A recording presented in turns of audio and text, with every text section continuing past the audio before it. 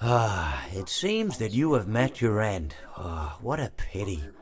I don't feel too bad about it, though. After all, if it weren't me, it would have just been one of the others, I guess. I'm honestly just glad to be out of those air ducts.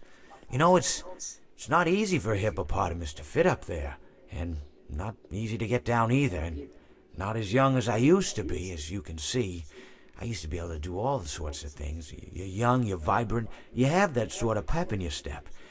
It reminds me of a conversation I was having with one of my good friends, Orville.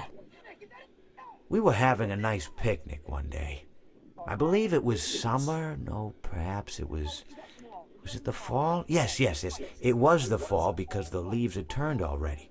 But I said to Orville, I says, Orville, I have a story to tell you. And Orville looked at me, kind of odd and said, well, what's it about?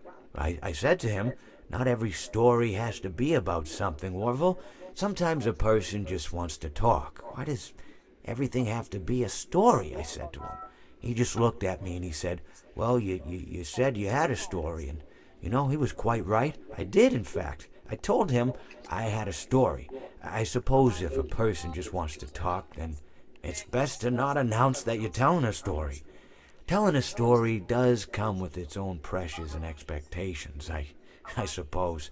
After all, if you're just talking to a friend, then there's no more expectations than if you were talking into the wind. Words by themselves aren't expected to carry, aren't expected to stick. But if you announce you're telling a story, well then, there'd better be a point to it all. No one wants to sit and listen to someone ramble on, absolutely no end in sight. So, it's good to be mindful that when you tell someone that you're about to tell a story, that you have something to say. Telling someone that you're going to tell them a story is tantamount to asking them to stop what they're doing and pay attention. You're basically saying, hey, buddy, stop everything. Stop what you're thinking. I have a solution to everything. And, well, I didn't really have any story to tell. In hindsight, I probably just misspoke when I said that I had a story.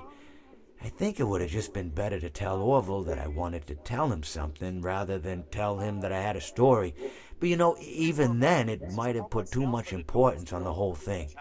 Either way, it was quite a nice day. I remember that we were drinking tea.